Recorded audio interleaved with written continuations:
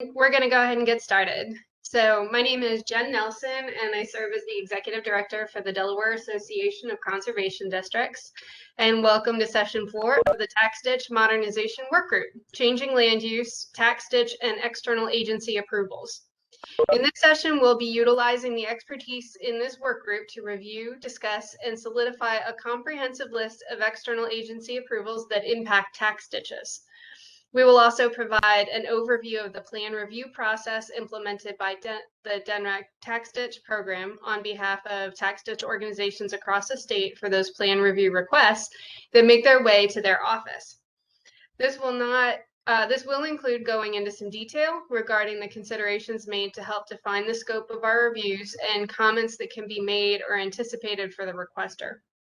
More often than not, proposed plans that are reviewed and considered feasible require a court order change, or what is commonly referred to as a COC, before they can be constructed or obtain a letter of no objection, or LONO, or LONO, from our office on behalf of the tax ditch organization.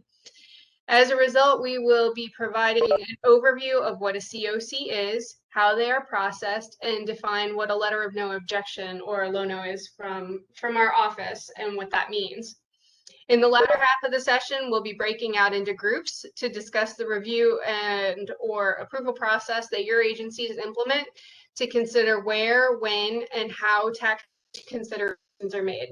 It's our hope that the information shared will allow us to identify when and where tax ditch considerations are most appropriately considered and addressed, not only to ensure that tax ditch needs and system capabilities are taken into account within proposed requests, but also to add efficiency to approvals for Delaware landowners. We'll wrap up the session with a discussion on what tax ditch modernization means to you and to your agency.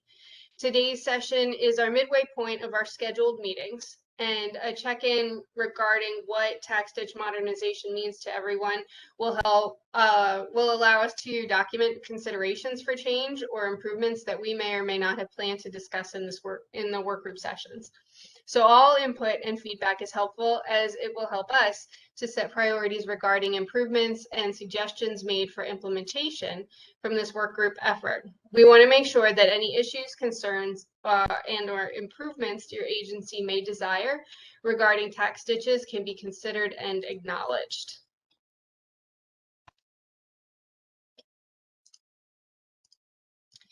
So the agenda for today.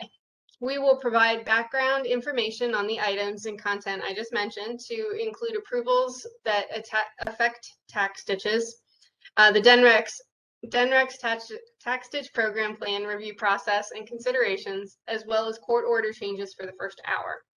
We will then have a brief break, and upon our return, we will share instructions for the breakout sessions. In the breakout sessions, participants will be grouped together based on similar agency representation. In these sessions, there will be a moderator and a secretary or note taker from the DNREC Drainage Program to help facilitate the discussion surrounding the questions shared last week and assist in summarizing the information presented in a debrief for the entire group. After the breakout sessions have been concluded, we'll have an open discussion surrounding what tax ditch modernization means to you and to your agency. Defining what tax ditch modernization means to the group and the agencies represented will allow us to further define needs and improvements that our office may or may not be aware of, and ultimately help to set priorities for improvements and future actions. Okay, so polling time. So I'm going to pull up our first poll. It's very important. Let's see. Let me share the right screen here.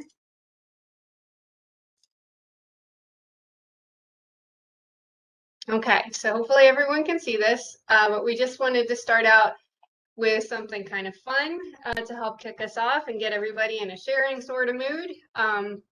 We know that people have opinions on this, so it shouldn't be hard. This is an open-ended poll, so just tell us who has the best ice cream.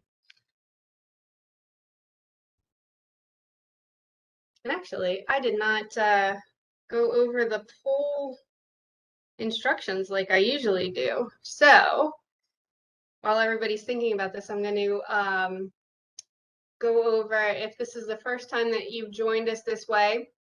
So you want to open a new message on your phone, and the number that you are sending the message to is 22333, and I'm doing this myself right now. And then the message that you want to send is Jen Nelson 484, all one string, and you hit send, and you should join the poll.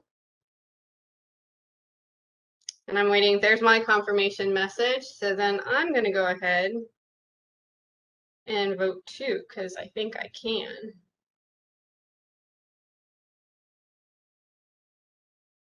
I think I can. Aha. So we've got Emerson Farms, Hopkins Creamery, Baskin Robbins, Vanderwins in the lead. Any other responses? Am I missing anybody? Hello, Hopkins.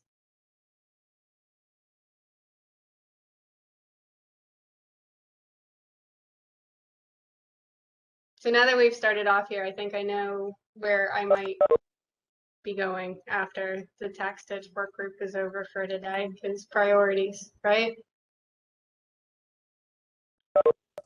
Okay, so we've got Woodside, we've got UDairy, had a couple more that joined in here. So okay, I think we can probably go ahead and get back to our.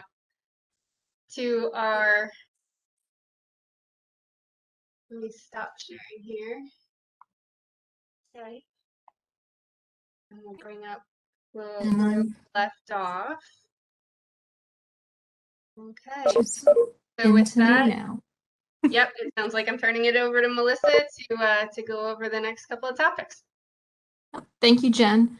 And good afternoon, everyone. Thank you for tuning in today to talk about tax ditches.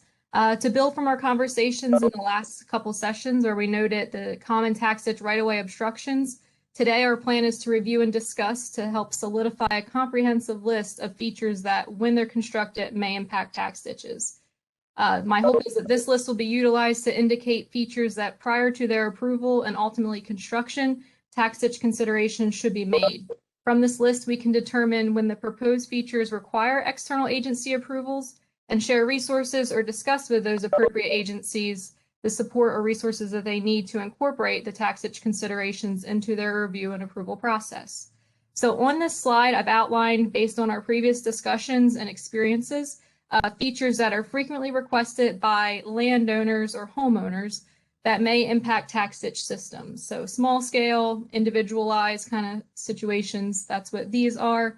When these features are requested by an individual landowner, a tax ditch system may be affected if the requesting property has a tax ditch channel and or right-of-way on the property. So because it's a small scale, you can pretty much identify if a tax ditch is impacted because you're looking at that very specific parcel. So these items include the construction of a home or additions, constructions of decks, sunrooms, pools, things of that nature, buildings, garages, and sheds. Anyway, construction of driveways, installation of fences, installation of wells, as well as installation of septics. So those are the very specific footprint type of requests that tend to impact tax ditches that we've identified so far. And then on this slide, we have features that frequently are requested by an agency, an entity, or developer for large-scale projects that tend to provide a service to or spans more than one property. Developments may start as one property, but the intention is that they're going to be subdivided. So those types of things would be in this category. For most of these, the request only has the potential, again, to impact a tax ditch system if the location of the proposed project has a tax ditch channel or right-of-way on that parcel or parcels. But stormwater infrastructure, which I kind of designated in a darker green color here, just as a reminder, may impact a tax ditch system if the proposed project is located within or even at times just adjacent to a watershed boundary, tax ditch watershed boundary. And this is because additional waters or direct impacts like outfalls into the tax ditch system may result from that type of proposed activity. So some things that may be included in these types of requests include installation of utility lines and associated components. So, like phone boxes and things like that, not just the line that's been run. Sewer lines, water, electric power, gas lines, cable and phone. Also, some things that may be impacted are private or public roads, their curbing, guardrails that may be associated, and then stormwater infrastructure. And by that, I mean stormwater ponds, retention ponds, swales, anything of that nature that is paired with a development activity. Okay, so we have time for a quick poll to try to gather the information that we're looking for to get this list together. So Jen, there should be a poll on your side.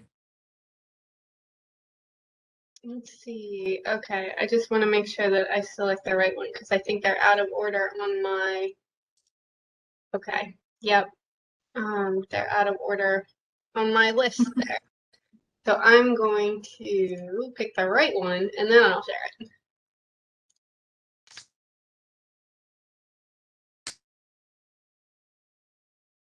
Go. So I think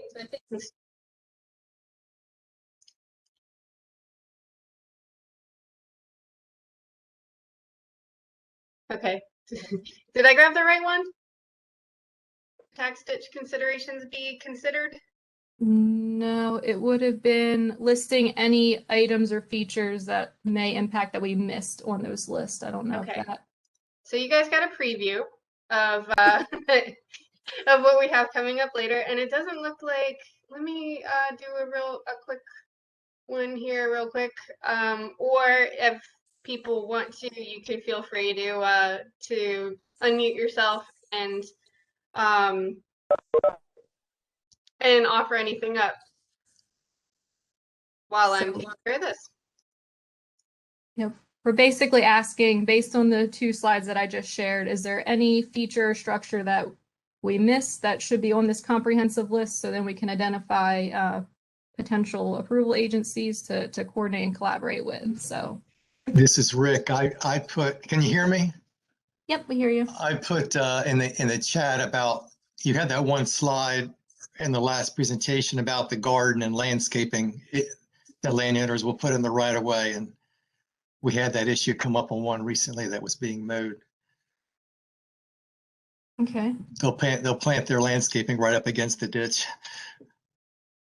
Yep. I've jotted that down.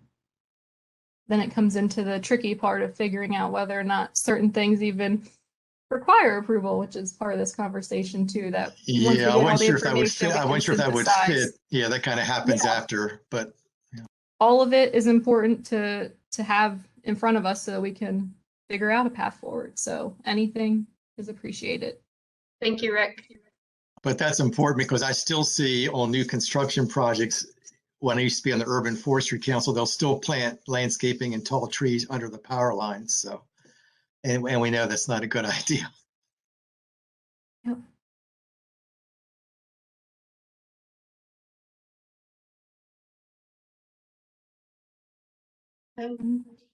Trailers and campers.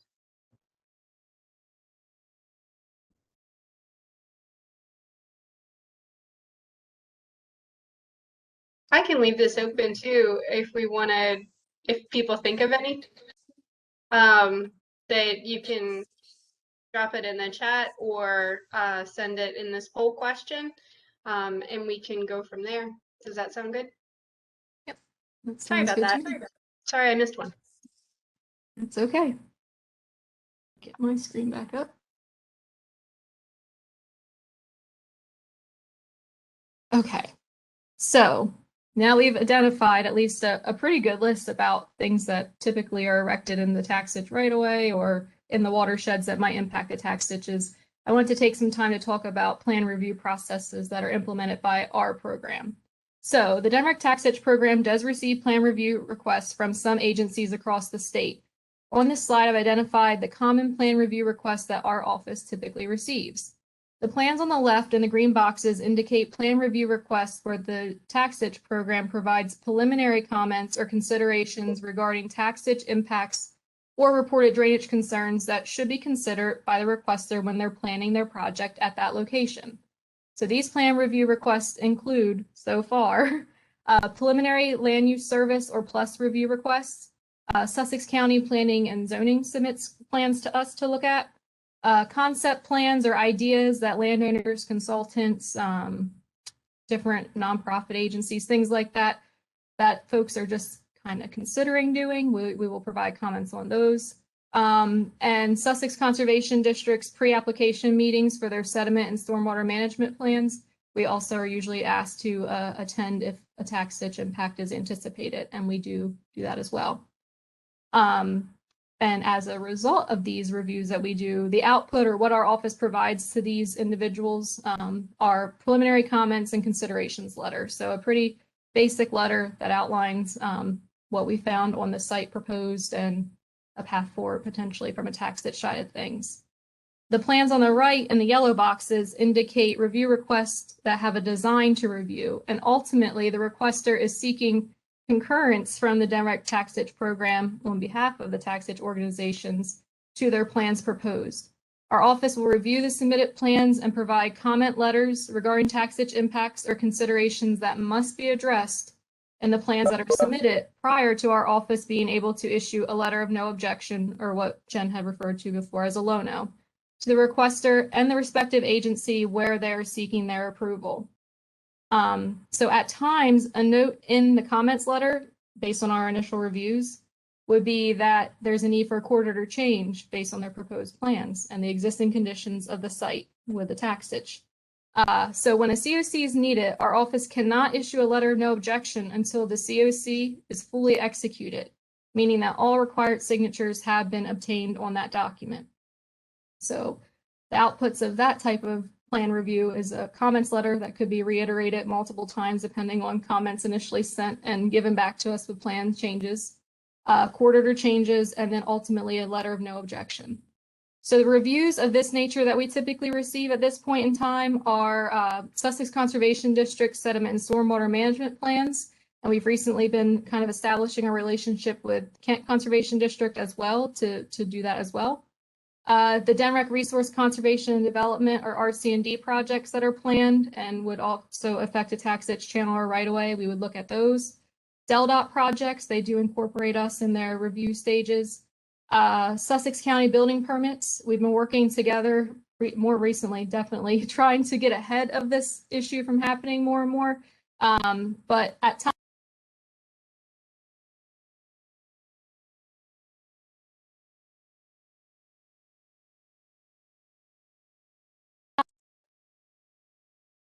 was I muted that entire time?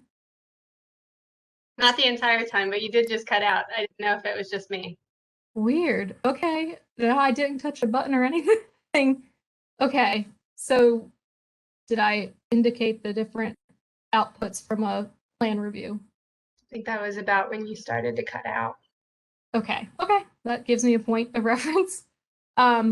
So when we do a plan review, the outputs that we provide are comments letters to the requester that helps to highlight the tax ditch impacts that need to be addressed before they are, before we can ever issue a letter of no objection. At times, from the comments letter, a court order change may be a note that's added. So we have to make sure that that gets executed as well before we can issue a letter of no objection. So from our more thorough plan review of a kind of sort of shovel-ready project, maybe not quite, but certainly more time's been invested, those are the types of things that we can provide to the requester.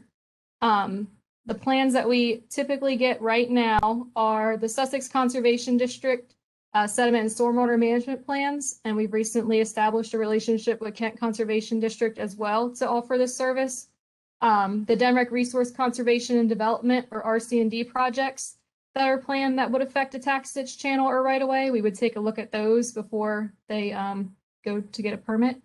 DELDOT projects, we are involved in their review process. We are an agency that's contacted for comment. Sussex County building permits, we've been working together a lot on this, trying to get ahead of buildings being constructed before, or yeah, we're trying to get ahead of buildings being constructed in the tax ditch right-of-ways by looking over permits that are applied for before they're approved. But at times that doesn't always happen, so we're still working through that. And then proposals or site plans that are submitted by the landowners. Okay, so hopefully I summarized that or caught myself back up. Okay, so as I alluded to in the previous slides, a preliminary review conducted by our tax ditch program are typically quick. They provide information that should or may need to be considered when planning a project on a parcel or parcels of interest. The information that's shared regarding the project site include noting the tax ditch watershed that's affected, the presence or absence of tax ditch channels on that parcel, the presence or absence of tax ditch right-of-ways and their associated extents, summarizing any reported drainage concerns that the DNREC drainage program is aware of on the site or nearby vicinity, as well as conditions or stipulations that may affect the parcel of interest based on any previously executed court order changes.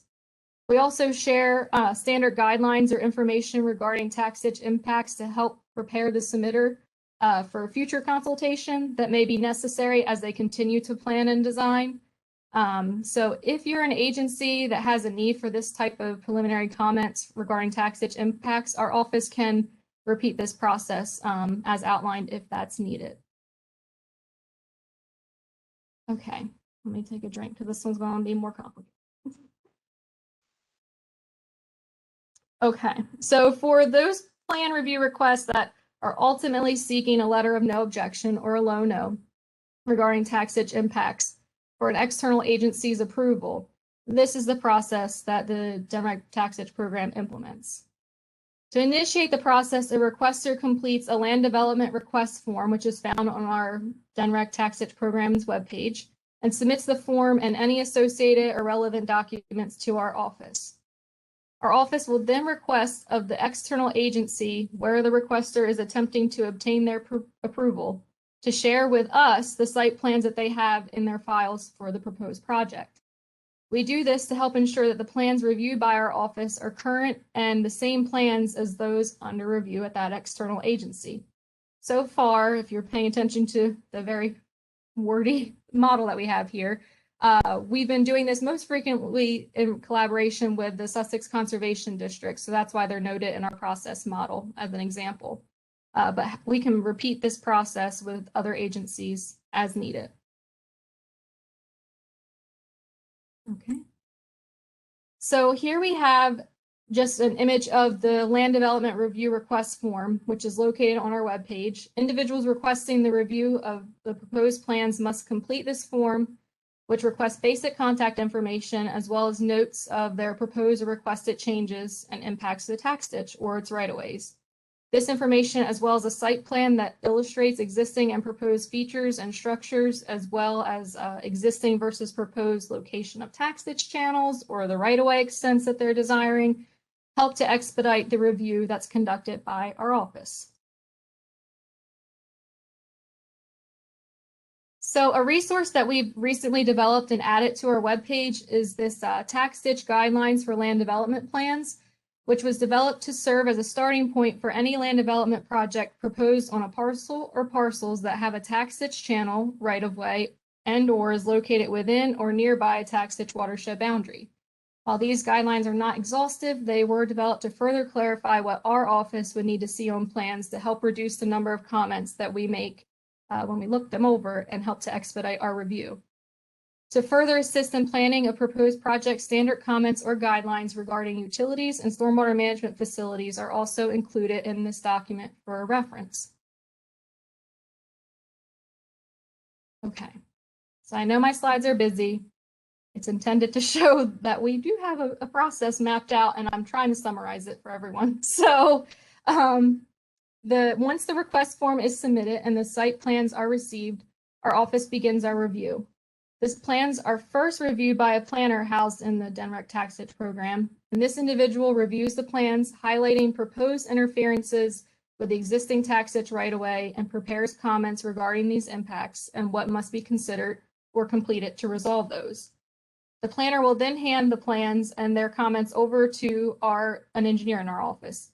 who continues the review of the plans to ensure the proposal maintains the integrity of the tax ditch channels or rights-of-way on the project location under review, and notes any items that must be addressed to achieve this. It's important to note that our review is confined or constrained to considering the tax ditch channels and right-of-ways on or along the project site at hand, what we're looking at on paper there. The comments made by these two individuals are then compiled, finalized, and shared to the requester to take action. Okay.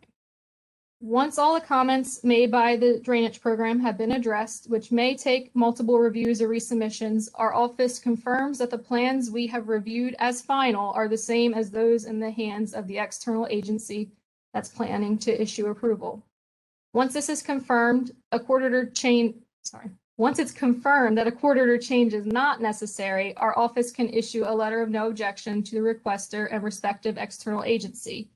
However, if a COC is needed, our office will then begin drafting the court order change document.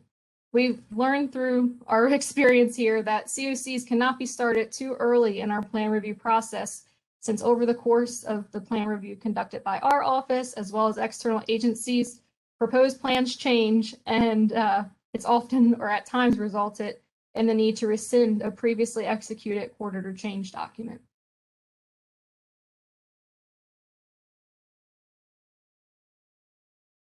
So what is a letter of no objection? Since the DEMREC drainage program is not a regulatory agency, we do not issue permits. However, to help ensure tax ditch impacts are considered for proposed plans, we review the submitted plans and provide a letter of no objection when all tax ditch related comments have been made and addressed. We only issue a letter of no objection when comments regarding the tax ditch impacts have been addressed, which may include executing the court order change. The low no is intended to acknowledge the proposed plans have no anticipated negative impacts on the tax ditch channel or system where that project is. The contents or information noted in the low no serves as a reminder of the tax ditch specifications made or highlighted through our plan review process. We also include general information regarding tax ditch channels and right-of-ways just to help improve awareness of them being on the property and things like that. And also acknowledge any COCs that are associated with that project, because COCs may have further guidelines or stipulations in them. The length of time to obtain a letter of no objection is variable based on the site plans and content that's submitted to our office, our current queue, but when a proposed plan does not require a court order change, a low no can be issued much more quickly. That takes out a whole additional process out of this timeline. So when a proposed project requires a COC, it's again another process that has to be completed before we can even try to issue a letter of no objection. Okay, so what is a COC and how are they processed, things like that? So this slide shows different ways that COC requests come to our office or are submitted to our office. So for those projects that submit the tax ditch land development review request form on the left here, they are typically the larger scale projects that will ultimately impact more than one property. The submission of that review request form is sufficient, even if a COC ends up being needed through our review process.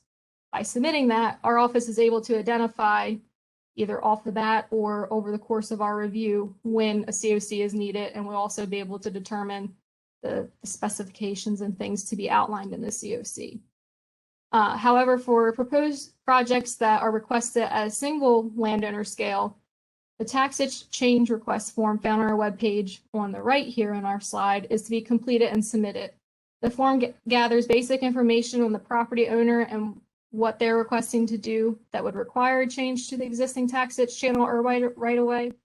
And completion of this form, as well as the submission of a site plan, is necessary for our office to begin our review and even understand what the request is being made.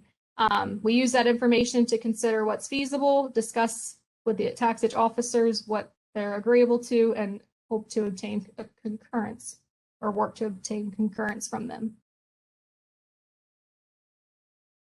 Okay, so continuing, picking back up on our model of how to move forward with a court order change.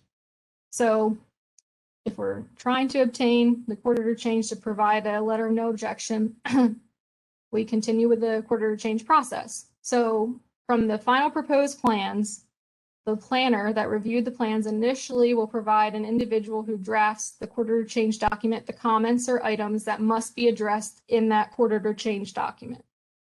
So items noted may include changes to the tax ditch right-of-way channel location, conditions that are agreed upon, reducing or moving right-of-ways and things like that.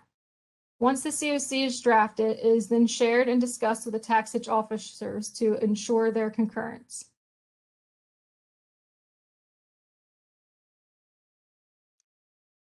So once we have officer concurrence, the court order change is finalized and sent to the requester to obtain all affected landowner signatures. COCs often require signatures from individuals who are not requesting the change. Due to the nature of tax ditches, proposed changes may impact more than one landowner, and subsequently they must sign the court order change document as well. So then once the court order change document has been signed by all identified parties or landowners, the document is returned to the Direct Tax Ditch Program to obtain the final signature from the Division of Watershed Stewardship Director. Once the signature is obtained, our office can then issue a letter of no objection for the respective project as it's considered effective at that point.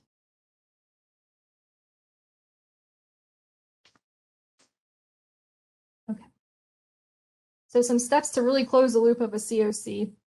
Once the fully signed court order change is returned to the tax ditch program, our office files it with the county prothonotary office. And once we have acknowledgement from that entity that it's been clocked into their docket, instructions for obtaining a certified copy from the county prothonotary office, as well as instructions for recording the certified copy in the recorder of deeds office, is shared with the requester. It's the requester's responsibility to file and record in the recorder of deeds office. At this point in time, our office will also update our tax ditch data so the change that was executed is reflected in all of our GIS mapping and things like that and our web maps. And again, a letter of no objection is prepared and shared with the requester so that they can move forward with their proposed project. Okay, now it's Jen's turn again for a poll.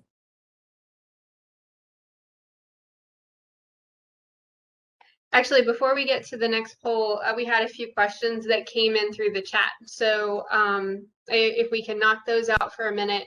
There's 1, 2, 3, there's 4 that I'm looking at. And so you may have addressed these through the presentation already, but I just kind of wanted to make sure that we kind of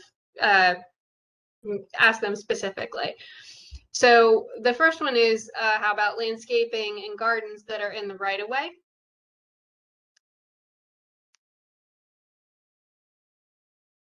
So that's in regards to the features missed on that list of proposed or features that we're trying to identify. I don't know that gardens or landscaping is something that we can in writings address at the moment because they're not permanent. Like the tax ditch right-of-way obstructions and things like that are noted as permanent features, but I recognize the issue with running across these things in the field and not being able to handle it. If it's hardscaping, that's completely different. And obviously someone hopefully maybe would have had to approve that. But gardens I know are kind of a hard thing to tackle. So I've noted those on that list of features to consider because yeah, I think that's the way to move forward on that to see if there's anything we can do. Okay. We'll be issuing letters of no objection for gardens listed, right? I don't think that will happen, but it's noted. We will revisit that one if that's a fair answer. Let's see. The next one, if a court order change is a legal document, I know you kind of discussed this in the last slide, but would this be recorded with a county?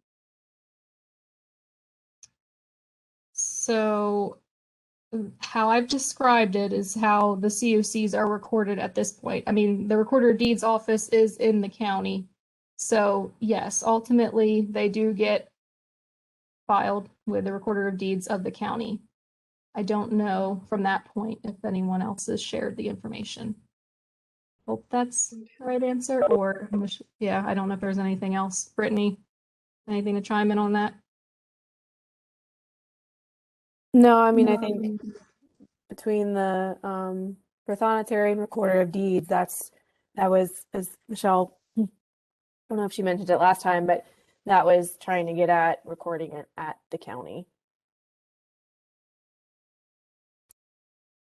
Okay. And then two more. I'm going to go to David's question and then Anne Marie's question. How do landowners, individual or larger parcel developments, know they need to complete the paperwork to obtain a letter of no objection? So they are available on our webpage. I guess that's kind of making the assumption that someone knows that their parcel at hand is affected by a tax ditch channel or right of way. We're certainly trying to develop the contacts and the relationships with external agencies to kind of incorporate that into the review process that everyone maybe has in place already to make it like another checkbox on the list. So I think that's why we're here. We're trying to figure out how to get folks to understand the need for these types of things and for the review to be conducted. So point well taken. I don't know if I have the solution at the moment because that's where we're headed at with these things. So. Okay. And the last one, I saved it till last because I think it sort of leads into our next section here. Would it be beneficial to have municipalities require letters from the drainage program for any permit application that is adjacent to a ditch? So I think that is a potential option or resolution to the issue is since we have ironed out a process, if you guys need to, as a municipality, incorporate that into your review and approval, you know, we do have the capability of providing that.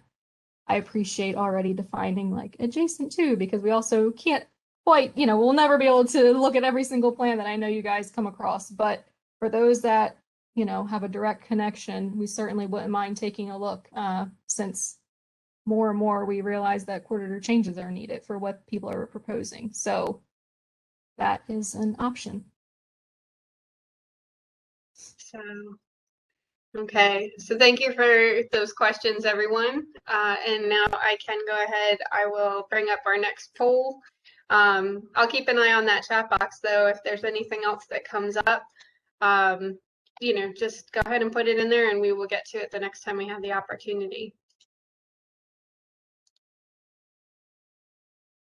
Okay, so here's the one that I brought up earlier. Where should tax ditch considerations be considered? So we're looking at preliminary stages, at the agency approval stage, or other.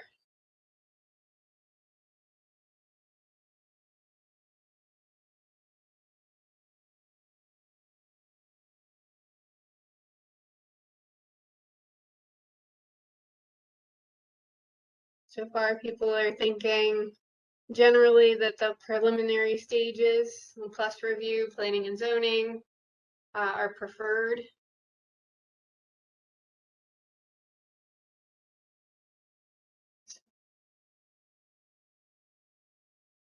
I don't know if the person who has the other answer, if you want to unmute and chime in.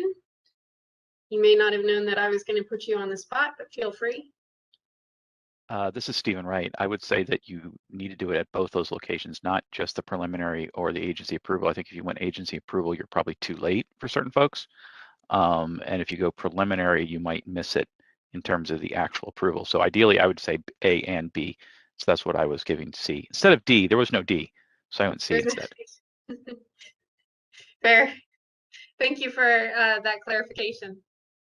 There's another vote in the chat for both A and B too. Okay. So, okay. So as with the other one, I will go ahead and leave this open until we get to the next poll. If anybody hasn't had a chance to chime in yet or would like to. But now I'm going to stop sharing so that we can move on. We can keep it rolling. And Jen, I don't know if you saw, but there's another question in the chat. I didn't know if you wanted me to bring it up or if you had it. I didn't because things change around When you share, yeah, when I share. Let's see. So Is it Beth's? Yes. Okay, where Beth says that COCs are addressed for new developments going through the plus process. Where are COCs addressed for new developments going through So the plus? that is actually clarification and Okay. response to partial response to Anne Marie's question. And you know, I know Plus does not incorporate all developments. Ultimately, maybe county council meetings. I don't know, but we do address them thoroughly in the Plus process. Okay. And we have to- another comment in there as well. Sorry, go ahead, Melissa. I was going to add to the plus concept. So our office, again, that's the preliminary stages. So it is pretty basic information, basically warning the requester of that property, like if you want to do something beyond, you know, the extent of these right-of-ways or within them, like a quarter to change would be needed. Like this is how that property is affected. You know, a COC would not be processed under the plus review, if that makes sense, because we don't really know what's going to happen. So just to add a little clarity to that, how we review those. Okay.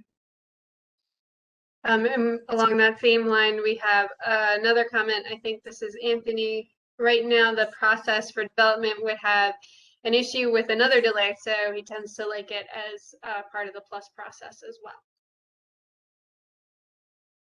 Okay. So. Good to know.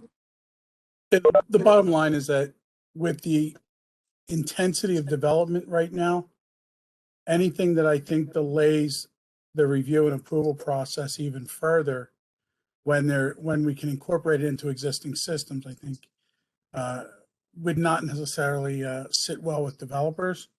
And to be quite candid, I don't have the legal ability to keep defending each of these delays with developers who have much more expensive lawyers than mine.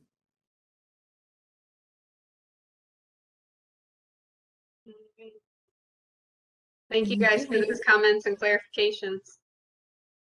So, and this is Brittany, I just wanted to add the flip side of that is we have had instances in the past where a development has gone in and changed a tax ditch system completely, and then that's resulted in a lawsuit against, well, I guess I should say, it could result in a lawsuit against the developer for changing the tax ditch without having legal justification for it. So it could go in reverse too. I'm speaking more hypothetically right now on that. Yeah, this is Will Casop. I'm with the Delaware Department of Justice and provide some legal advice to the tax partners, and just reiterating what Brittany mentioned, that is accurate. There could be legal ramifications if a developer were to proceed without obtaining the necessary prior approval and creates an obstruction or damages to tax ditch. But we're also mindful of the need for the process to move along promptly. Yep, thanks for that, Will. Okay. I am currently unmuted. I'm going to share my screen. I wonder if that is like where I got lost last time. So give me a sec. I can hear you now. So Okay. We're Still good start. hearing me? Okay. Yes. All right. So to chat a little bit more about our plan review process and the considerations that our office makes regarding the plan submitted, I wanted to get into some detail. So our plan review is constrained or confined to the tax ditch channels, right-of-ways, and associated impacts of a proposed project on the property or parcels under review within that specific project scope. We review plans to consider impacts to the tax ditch channel, the right-of-way, the watershed boundary, and we also review specific features located within the tax ditch channels, such as drainage or stormwater outfall locations, also crossings, and we would review those crossings to ensure a minimum pipe size is met that handles the tax ditch design flows. Most of the time, our sizing is smaller, our minimum size is smaller than other agencies' requirements. And that also the crossing is indicated to be installed on the tax ditch design grade, so it doesn't cause a future obstruction or, you know, impact on the drainage through that system. Location of existing or proposed utilities, We look at temporary obstructions that may, be put up during construction, like dewatering bags, silt fences, things of that nature, because we never know when the project is going to be fully constructed or, under construction, and that would have an impact on tax ditch maintenance activities. We don't want the tax ditch officers not to be able to move through that area to continue their maintenance that they have scheduled. We do not review areas of the tax ditch outside of the scope at hand, as requests are made by our office. They must be in control. The request made of our office to an individual must be in their control to implement, I suppose, is the answer, or how we have it confined. It's also important to note that our office does not duplicate the review conducted by the delegated agencies like the conservation districts during their stormwater plan review process. Okay. And kicking it back to you, Jen, to help facilitate just the conversation. So, you want to take it?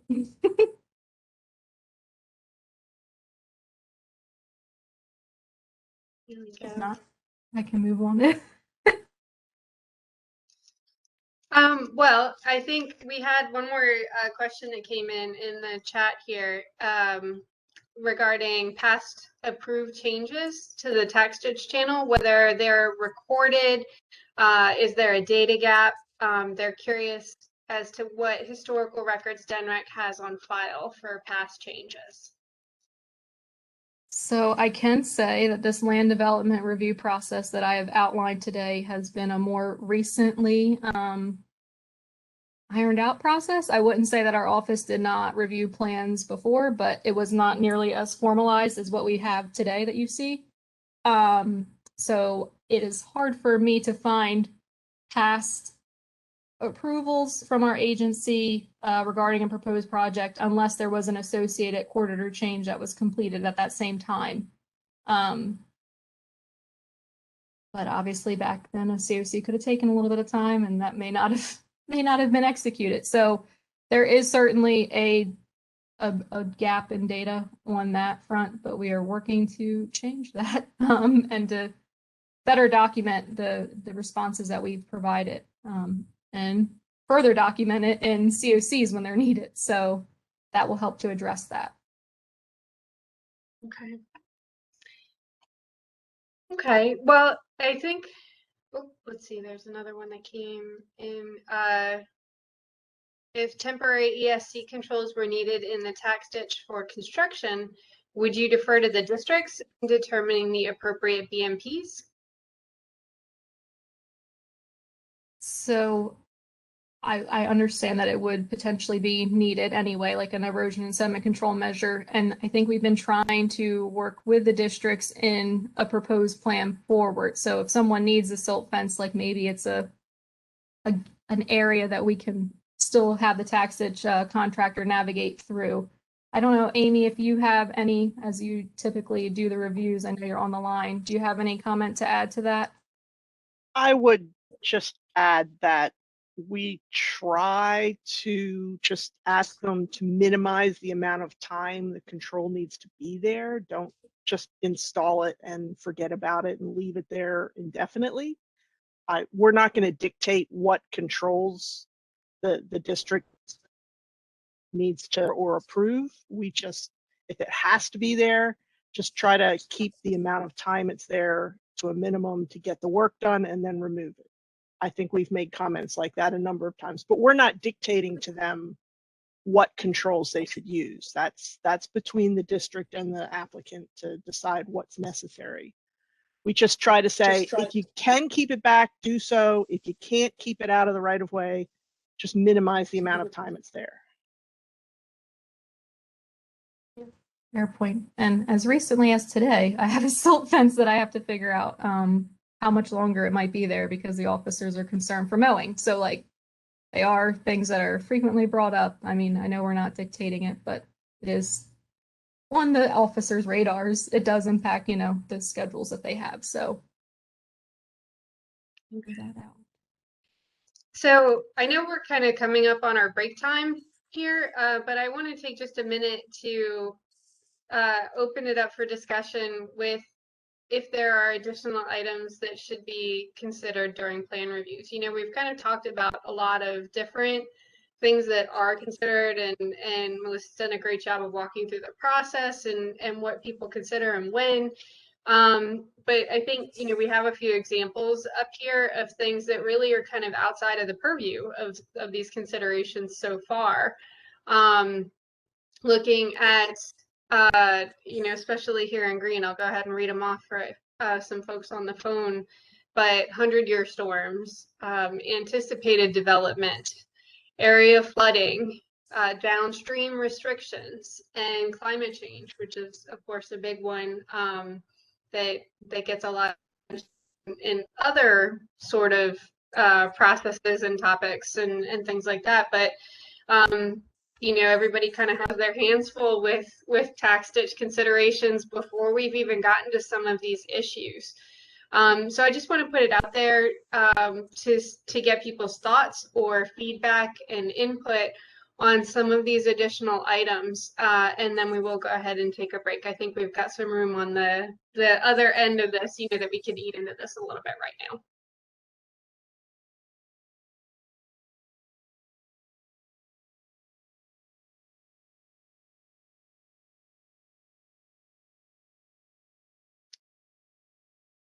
Okay.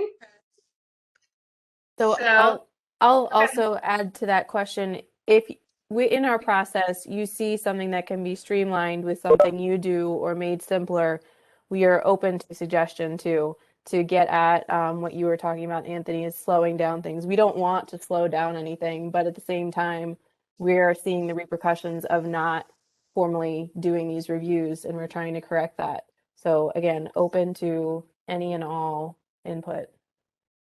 Thank you, Brittany.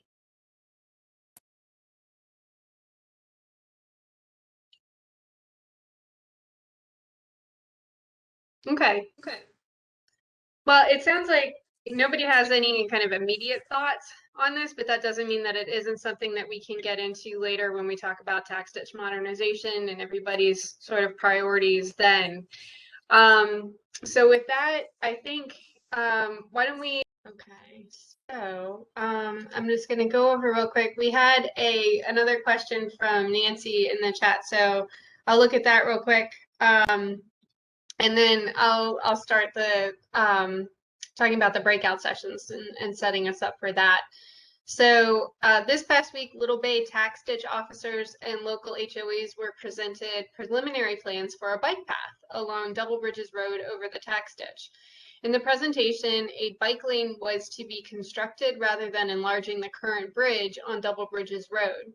How much in the loop is DNREC drainage on such preliminary plans for the many planned bike paths tasked to DelDOT bike program under Anthony Alia? What impact on tax ditch right-of-ways do you anticipate?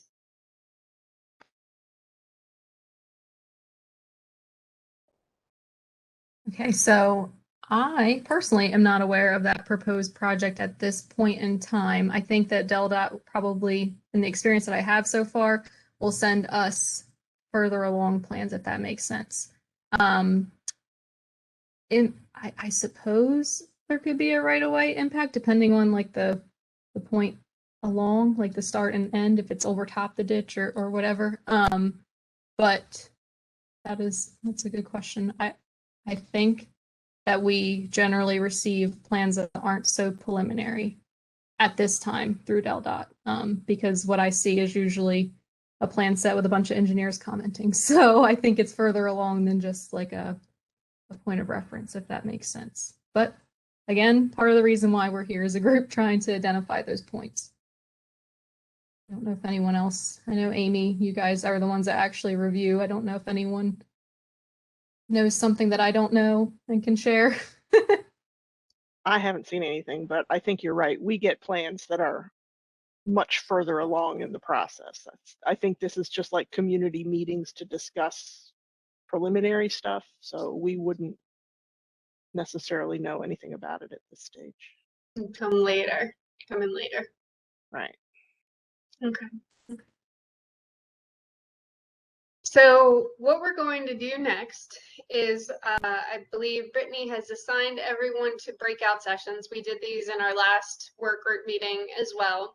And so we have a moderator and a recorder in every session so that each one of those people can focus on their duties. And so what we're going to ask everyone to do over the next 45 minutes is to talk about, to examine these 5 questions that have to do with your permitting and approval processes and how, whether or not everyone has the resources that they need to consider tax ditch impacts.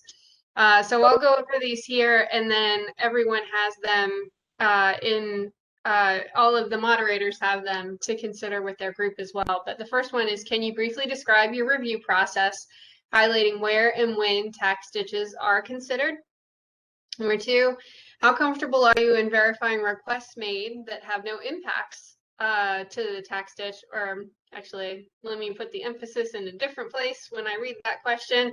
So can you say, with the tools and resources that you have available, that the requests that you receive have no impacts on the tax ditch or not, basically? Number 3, do you understand the need of court order changes to be processed for requests that made that impact tax ditches? And when do you share these requests with the Denmark Drainage Program for review?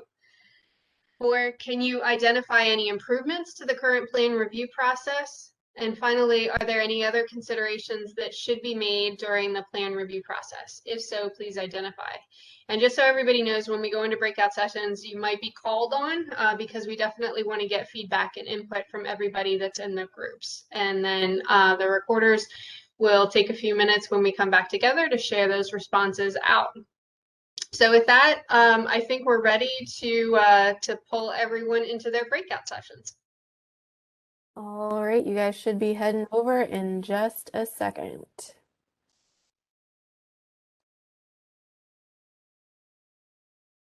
All right.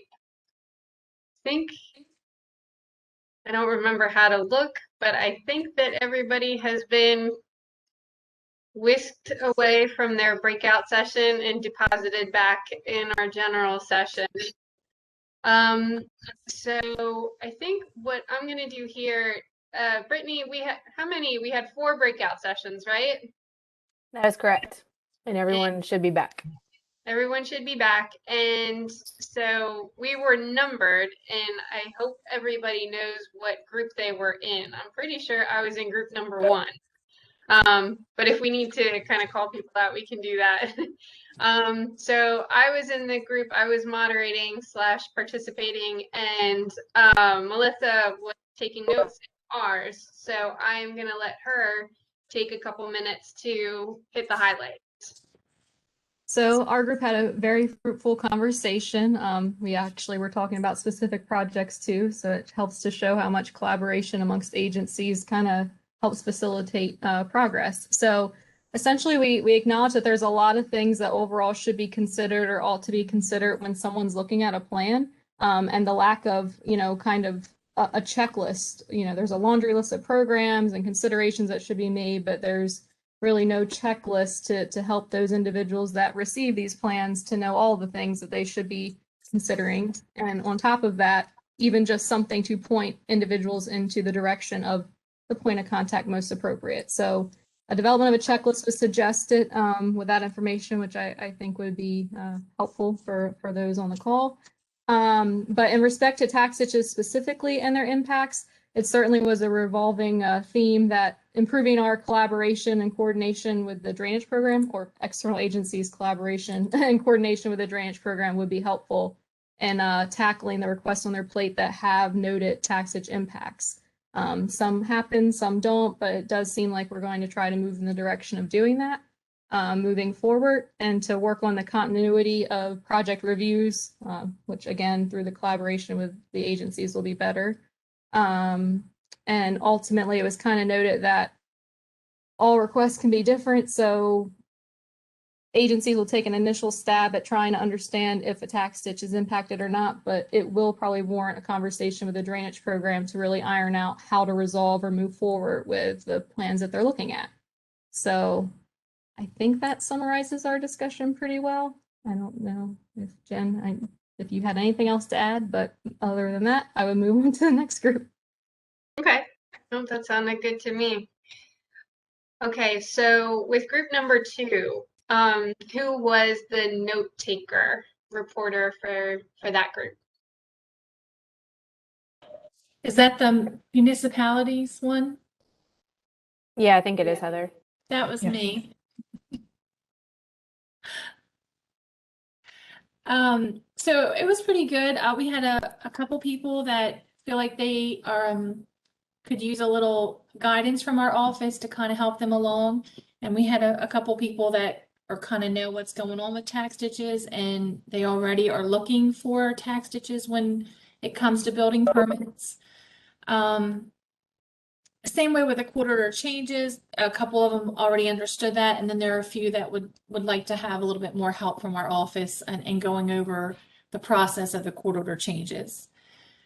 I believe, what was the one? Oh, so one of them wanted to know, are tax ditches part of the comprehensive planning? Like our plans, and that's something we were going to get back with them and let them know. I think they were going to ask Beth Crumrine that question. Marcia, is that right?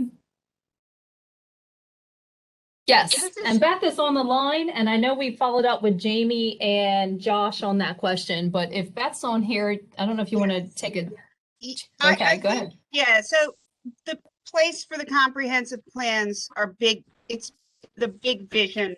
So I think the important thing to add and incorporate in comprehensive plans for towns is the fact that tax ditch systems exist and what is the goal and the vision for the maintenance of those systems and providing adequate rights of way for those systems. Now, each comprehensive plan is going to be different. And that's one thing we learned. There's not one size fits all. But I think the vision is important and general guidelines. And then the details are left for the design process. Thanks, Beth. Thank you.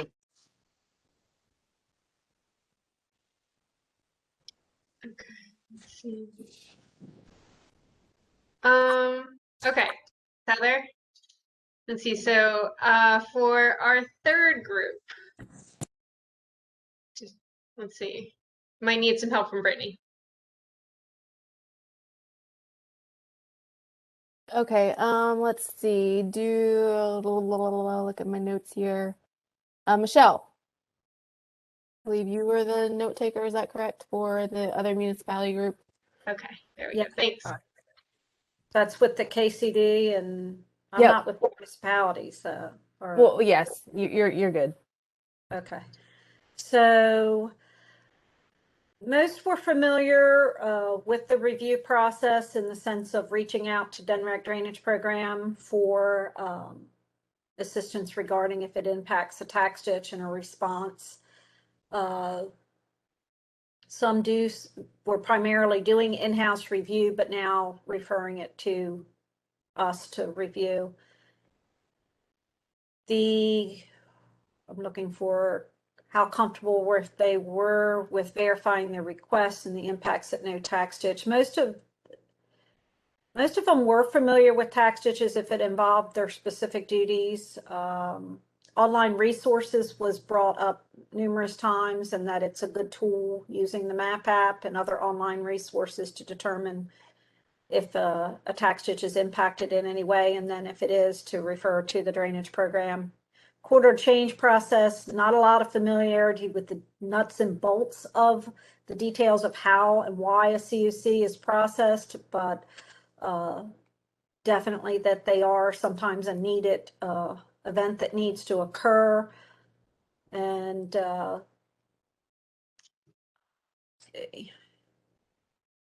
verifying improvements would be education, more outreach and education, and possibly develop a list of municipalities that could request we could get the information to, or they could get the information from us. They've seen a lot of improvement with the cooperation between the various agencies and the drainage program. That's mostly what I have. Okay, thanks, Michelle.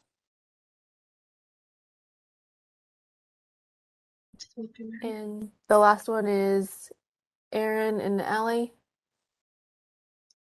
Thanks, Brittany.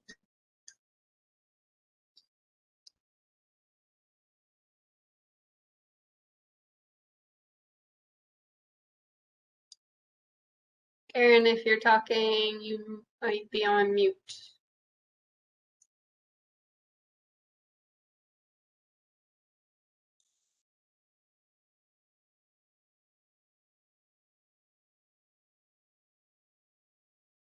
See, your microphone is green, but I don't hear anything.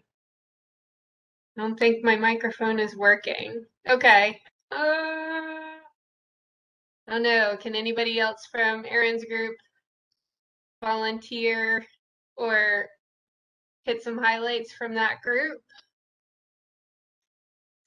I don't know if you wrote things down on a computer where you can copy and paste everything into the chat and I can read it off, or however we can get that feedback or capture that. Jen, I'll jump in here a little bit. I obviously don't have all of the notes in front of me, but I can say that the general consensus for questions 2 and 3, question 2, for the most part, our group, they all felt very comfortable with the tools and resources that were available. Like the last group mentioned, the online resources. Also, we had some taxage officers in our group, and so they felt that contacting the drainage program staff was also a valuable resource for them in answering questions, or if they were presented something by landowners. Most of the group also felt that they understood the need of court order changes. A lot of them also mentioned that this presentation and the work group, the previous sessions of the work group have helped to clarify that process a lot more. And that's been really valuable for them. And I believe overall, there weren't too many improvements to the current plan review process. I think one thing that was mentioned was more education on the front end, so that landowners and other stakeholders are aware of tax ditches and the impacts that that might have on any projects. So I believe that was definitely something that was mentioned. Those are the things that I can think of off the top of my head, but if anyone else wanted to jump in, feel free. Can you hear me now? Yes. Okay, good. Yeah. Okay, so I got it to start working. Okay, I guess follow up. Hopefully I'm not repeating something that just happened, but as far as the first 2 ones, I think that was pretty straightforward. Most people were comfortable with the way they were handling things, and they're comfortable with the interactions with DNREC. The third question, in terms of the COC, seemed like they were pretty comfortable with that as well. Yeah, the fourth question, as far in addition to the education, I believe there was concern with the involvement with county and municipalities. Some of their projects fall through a threshold, whatever thresholds being used by the plus process. So that sometimes can cause some jam ups on the back end where they initially avoided the plus process. Then towards the end of the project, it comes into consideration. And as far as some of the concerns moving forward, we're certainly mainly we're around utilities. Utilities are somehow avoiding getting put on some of the plans. So any kind of electrical lines or anything like that, that's causing issues with developments and their impacts on tax ditches. There was also a suggestion that potentially even ditches where they need to be maintained that aren't currently tax ditches, there may be a need to create tax ditches where those are for new developments if long-term maintenance is needed. And one of the other major concerns moving forward, especially in Sussex County, is water quantity and stormwater facilities discharging into tax ditches, considering the increase in pervious surfaces and the fact that these ditches were only made to handle a 10-year storm event. There could be conflicts with that, especially considering the long-term models predicting increased rainfall events. And it's also compounded, especially within tidal ditches that outlet into tidal waters. Good. Thank you. Okay, so it sounds like everybody had a good and robust discussion. It sounds like there were some common themes there. Group 4 maybe got into a couple of new considerations that didn't hear from the other group, but those are good, and we have captured that. But we definitely heard a lot of notes on education and outreach, that we have kind of a mixed audience in terms of experience.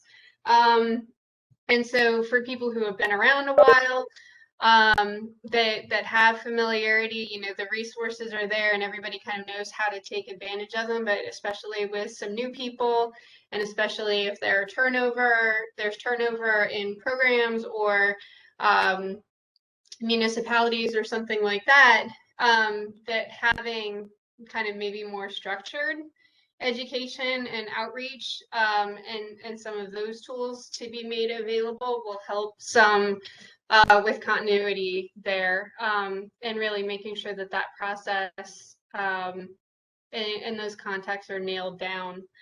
I'm just looking through my notes to see if I've missed anything from that. But I think, you know, I've written these down here. I'll definitely share that out, and everybody has their individual notes as well that we can record and make sure that all of that is considered in our final report. Was there anything that I missed in that summary that we want to make sure has its proper focus and emphasis there?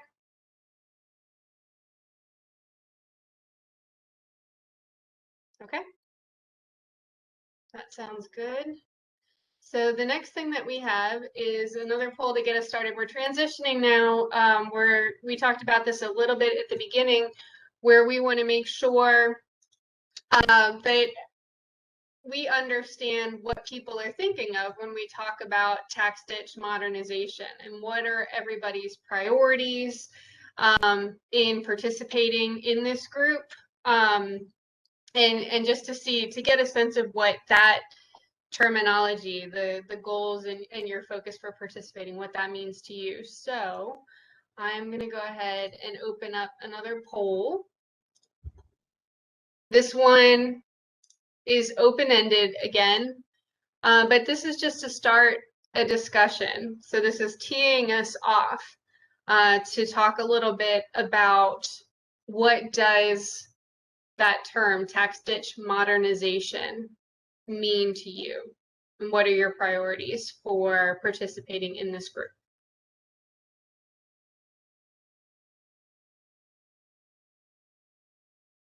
Can everybody see my screen? Yes, yes, we can. Thank you. Oh yes, thank you. The reactions. I need to keep remembering that those are there with the thumbs up and all that. There's a comment from Jim saying stormwater is not a required element of a municipal comprehensive plan. Did you want to expand on that, Jim? The stormwater is, oh, go ahead. Yeah, typically, your wastewater and your drinking water are required elements. Been trying for several years to get state planning to make a requirement for the municipals to go ahead and have an element in their comprehensive plan of stormwater, which tax ditches would fall under that. So you would go, your stormwater infrastructure would be identified and needs discussed in your comprehensive plan, but that is not the case yet.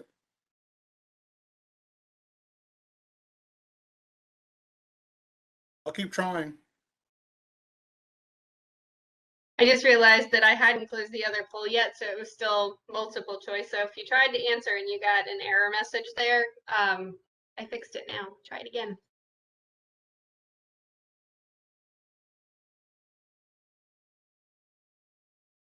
And thanks, Jim.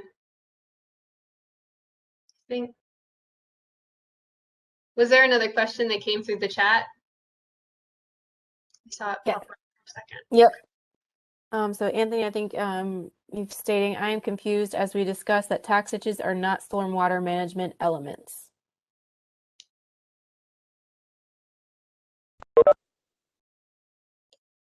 But they are stormwater infrastructure. So I think what you're trying to get at, and let me know if I'm wrong, Jim, is that they may not have been designed that way, but people are using them as such. Is that correct? Hey, Correct. Do you mind if I make a statement? As Stephen Wright, Deltot. Stormwater and drainage are legally two distinct things. They exist in law separately. But sadly, this is a situation where law and physics do not match. The water falls from the sky and it goes someplace. And so when it's flowing in the ditches, they typically call it drainage. And when it's being stored for water quality, they typically call it stormwater. But they're all interconnected in reality.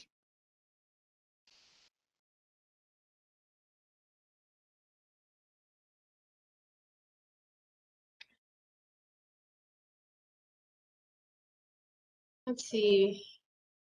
So I'm going to read off what we have so far.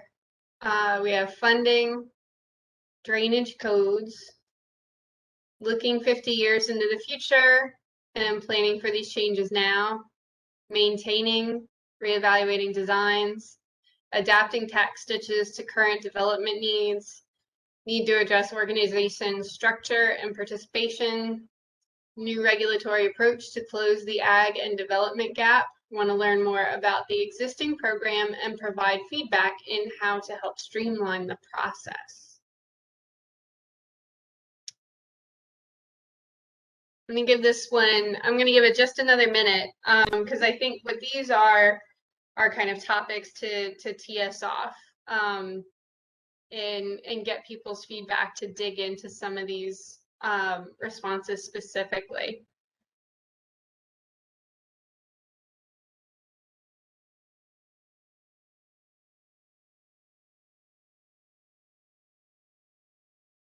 Okay. Now I do, for this next part, I kind of want to be able to have everybody in our Brady Bunch sort of organization and cameras on where we're having more of an open discussion. So I do want to not close the poll maybe, but I want to stop sharing the screen so we go back to where we're without something being shared and we're just looking at each other. But I'll refer back to these topics that people have identified to get us started. Okay. So I'm going to start from the bottom and talk about funding. So when we're looking at tax ditch modernization, what are the funding needs that we need to consider, or what needs to be modernized, I guess, in terms of funding sources, funding amounts, funding. So can anybody kind of expand on that? I can't think of the word that I'm trying to.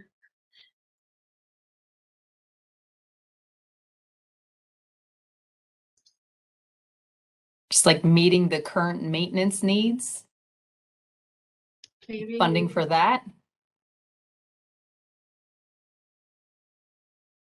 Are we modernized if we just have more funding? No.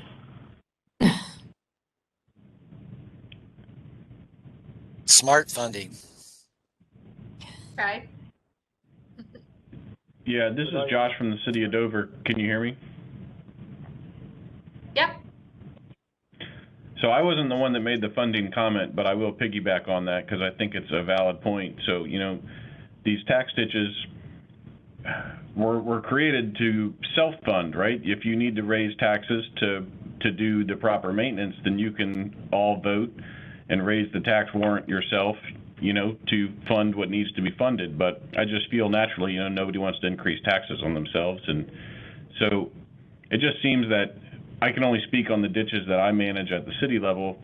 But one of the prongs in particular, it seems that it just was let go. You know, they just were happy with the tax warrant rate where it was.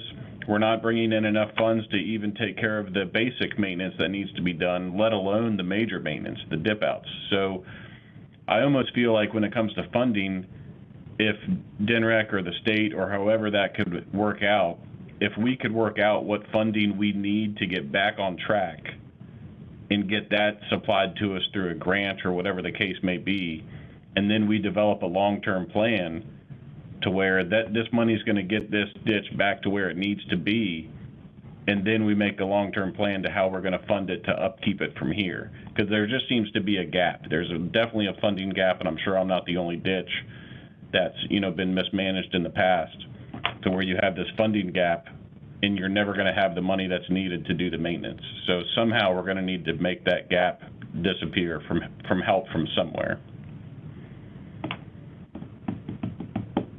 Gosh.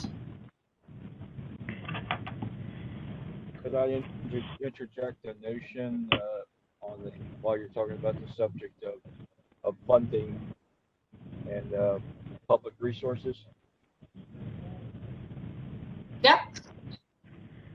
So in addition to the network of tax ditches, there are also miles and miles of drainage systems that were originally put in the 1930s with the Civilian Conservation Corps, and when the tax ditch system evolved, like during the 1950s and 60s, in many cases that was improvements to that initial infrastructure that was put in. But there are miles and miles that never had tax ditch creation on them.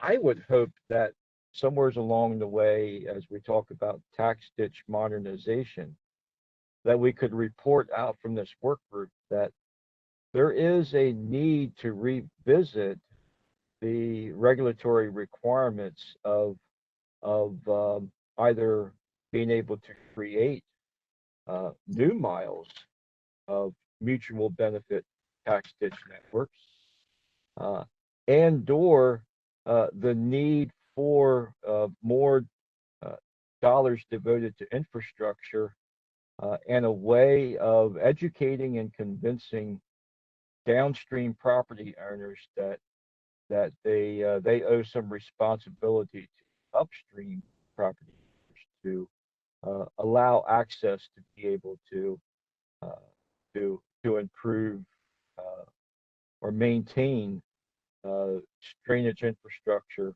stormwater drainage infrastructure that hasn't been maintained or improved since the 1930s. Okay. Thanks, Richard. Jen, this is Joel. Hey there, Joel. Hey, I'm sorry. Dan stopped by and I was signing some checks for the office, but could you repeat the original question? I want to make sure I understood it before I respond. Well, right now we were talking about funding, and I think as whatever anybody else had as far as tax ditch modernization and what that means to you. So like we had started off on the funding topic, but it can be anything. Okay, then I have two things. First of all, most tax ditches around here, you're probably one ditch collapse away from breaking whatever money you think you've got saved up. I know we experienced this ourselves. I see Michelle in there. She probably knows what I'm talking about. We came close. We thought we were pretty good. You know, we have enough for our standard maintenance every year, but then we had a bank collapse and the prices we received were, I mean, it was just overwhelming. We were going to have to get a loan. But fortunately, we came up with a way to get through it, and it looks like it's working fine. So that answers that. So I don't know how much money everybody's got in their account, but believe me, once one of these things happen, it'll take all your money. It'll take it all. Secondly, I'm trying to figure out why, since I've been on the board, I don't really realize how the funding comes in, but I can't understand why. Oh no, you cut out at the worst time. You can't understand why. I cut out just everybody's got circles going around their head, and I figured you lost me. Okay. I can't figure out why when the state funds comes out, it's divided evenly among the counties. Okay. And you froze again. It must be an act of God here trying to stop me from saying that. I can't figure out why the funds are delivered evenly throughout the three counties when Sussex has the most tax ditches in it, and we desperately need our fair share of funds. Okay. And Jen, you've still got a circle. Did everybody hear that? I did. Yes, we heard. Yeah, so Could I'm have just trying something to do with the, figure out why is that, and who can try to explain to me how that's fair. could have something to do with the number of legislators in Newcastle County and the power on the appropriation. But how does So- that make it fair? I'll repeat the question. How does that make it fair? That may be why, but how does that make it fair?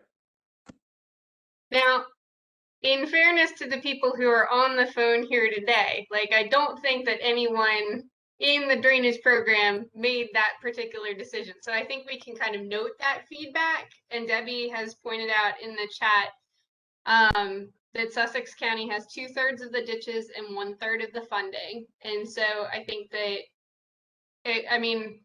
that feedback is important and is noted. But I don't think that anybody's kind of prepared to answer like how the fairness of that question, or to speak to the fairness of that question. You know, we can probably look up things to do with history of how that decision was made originally or something like that. But I think it's kind of noted that that's something to look at and examine as part of the process in going forward. Does that sound fair? Or does that sound like we've kind of captured that?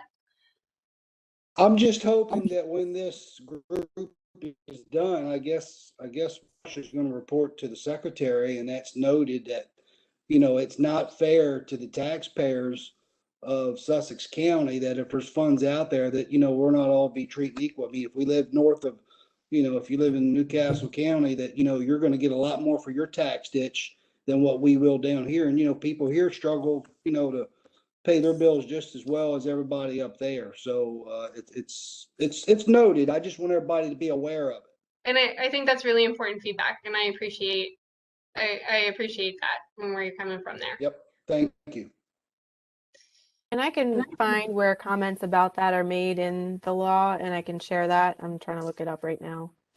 Yeah, I'm pretty sure it's a benchmark that, I think it's probably not changed since it was established, and it just gets repeated over time. Now, that does not answer the fair question at all, but from our perspective, I mean, it's outlined for us, and that's how we proceed moving forward. But it's a noted concern, so we can see what we can do with that. Okay, appreciate it.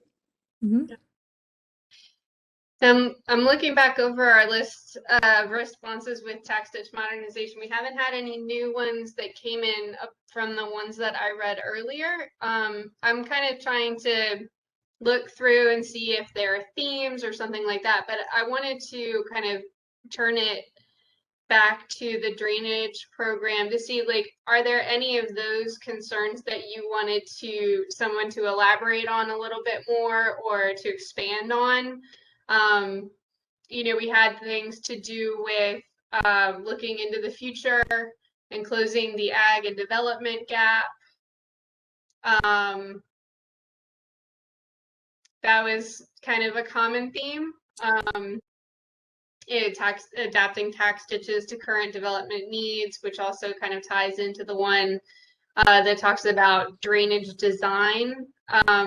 Is there anybody that wants to expand on any single one of those points, or alternatively from the drainage program, do you have any kind of like specific follow-up questions on those?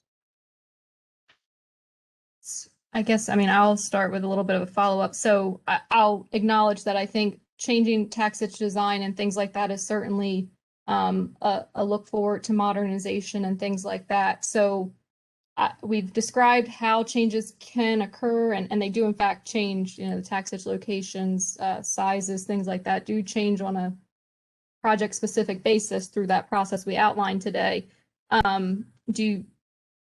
Do you guys, as a group that are opposing this, think that that's something that the drainage program is taking on, or is that the assumption that we can take that on? We allow things to change, but where should that change originate, in your opinion, that this is being brought up? Like, am I making sense, Brittany? You usually can understand what I'm trying to get at.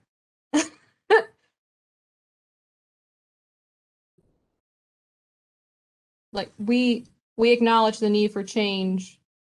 We run across them every once in a while, but where is a good point of, like, I guess, promoting change, or, you know, I think everyone here now at this point knows that, you know, drainage program doesn't control how the ditches necessarily operate or are located. We can make accommodations and things like that through the proper legal channels. So yeah, I guess that was it. Like, any thoughts on that so that we can really flesh out what design changes may look like, where they may occur, stuff like that.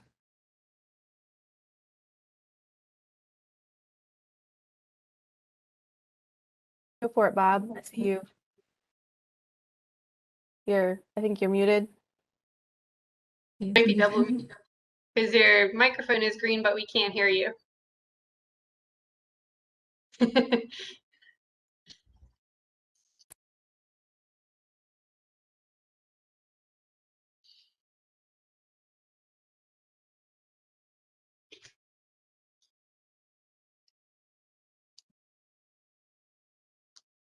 Can you hear me now? Okay, Yes. so the thing that I wanted to bring up is that the ditches that I'm familiar with were designed in the 50s and 60s using methodologies that are just that are old. We just have better ways of figuring out the design storm. They weren't even designed with a design storm. They were designed for a particular amount of runoff and not much runoff. And so I kind of think that a higher set of design standards might be appropriate. Also, using the one-to-one side slopes is something that we talk about in the office a lot. Don't know why they would choose to do that in 1952 and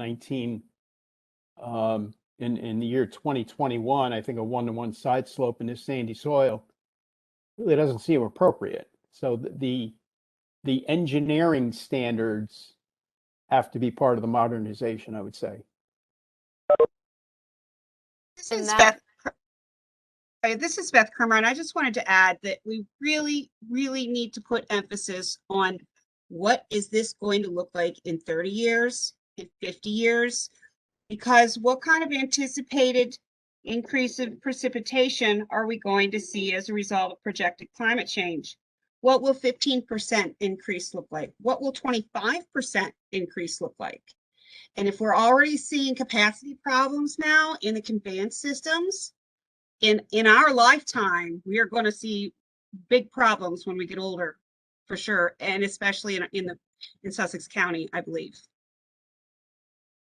So my question is, what does that change look like? Because I mean, right now, to just go and completely redesign a system isn't that's not feasible.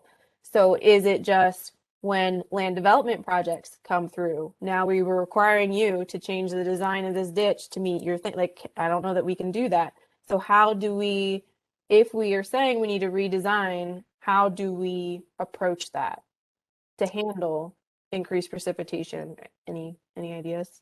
I wouldn't say redesign anything. What I would say is that our standards would be upgraded to reflect what we know now. For instance, the 100 in my time as a civil engineer, the 100-year flood, or the 100-year rainfall, I should say, the 24-hour 100-year rainfall has increased about an inch.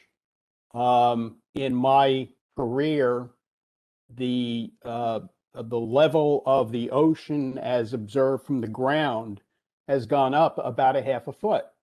So jobs that I worked on in the 1970s, they're, you know, our outfall elevation is underwater. It used to not be underwater. So if we have a set of more modern standards, we don't necessarily use that to redesign anything, but when the opportunity comes about that we are going to be working on a ditch, we can say, okay, here's our new standards. Here's what the new rainfall rates are. Here's what we'd rather have as a ditch side slope rather than what they decided in 1952. And I would even go to the extent of projections of increased precipitation and design for 20 years out if you're going to make the change. What might the 100-year storm look like in 20 years? And that's just a thought. So is there any ideas to address the next challenge that comes with that by moving away from 1-to-1, so less steep slope on your sides? You're then making a wider channel, which means your right of way is then moving out. And most people don't want to give up their land to do that. So any ideas to think outside the box there? Well, this is Ed Linné. I would say, and I think this is where the drainage program has been heading, is that, I mean, not so much that you're going to be able to increase the right of way, but, you know, I'm involved with a lot of developers that come in and ask me to get the right of ways reduced. And so there probably has to be more thought going forward about the willingness to reduce right-of-ways up to a certain point, knowing that side slopes and ditch bottoms may have to get wider in the future.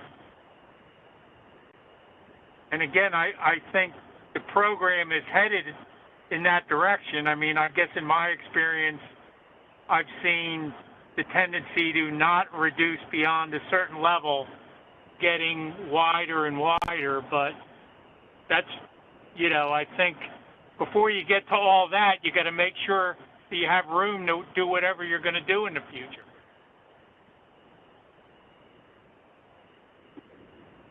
Yeah, so I think in general what we're trying to stick with so far is around 25 feet for like land development type projects. If they're requesting 25 feet, that is the minimum like large equipment can get through. So when it gets to that, in some instances, if it's appropriate, we've been putting maintenance responsibility on the development, because for the tax ditch to get in there is not always easy.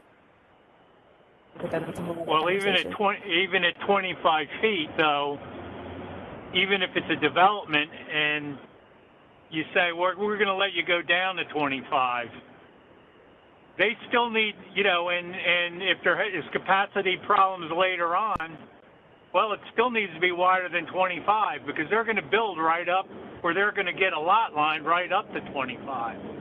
So I guess,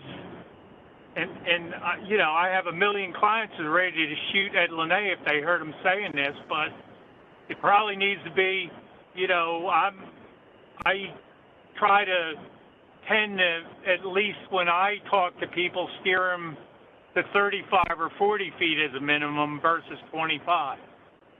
And, you know, again, maybe where you don't have like very high ditch banks, maybe you let it go something below that, but I guess in my way of practical thinking, I start thinking about 35 or 40 feet as the minimum that should be acceptable.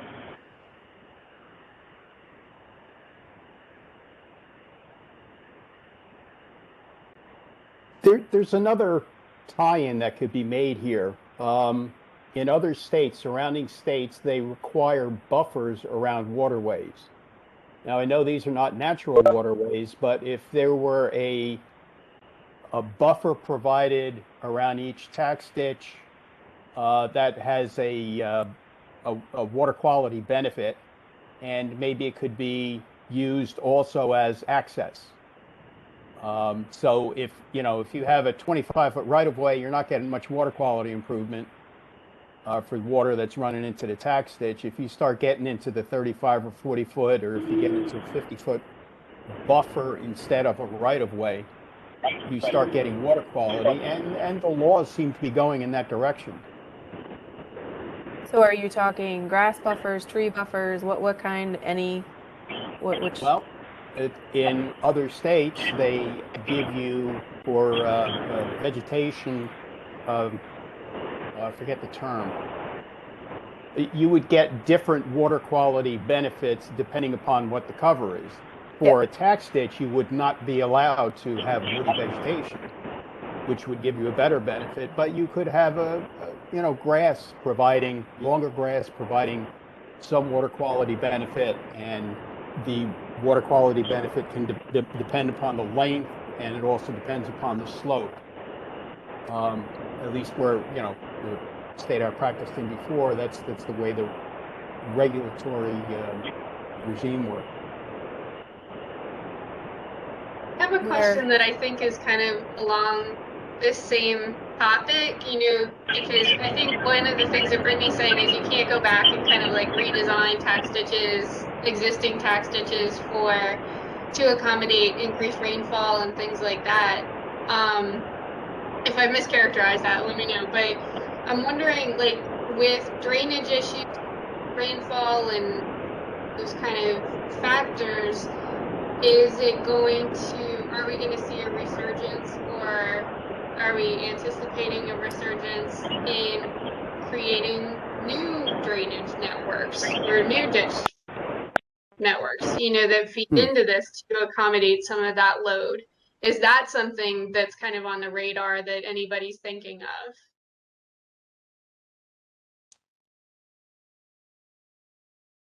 I don't know. The developments that come in, all the newer developments, all have detention and retention and recharge and all sorts of BMPs that are meant to reduce the discharge to whatever existing condition is. So theoretically, you put a brand new housing development next to a tax ditch, you shouldn't be getting more runoff into that tax ditch.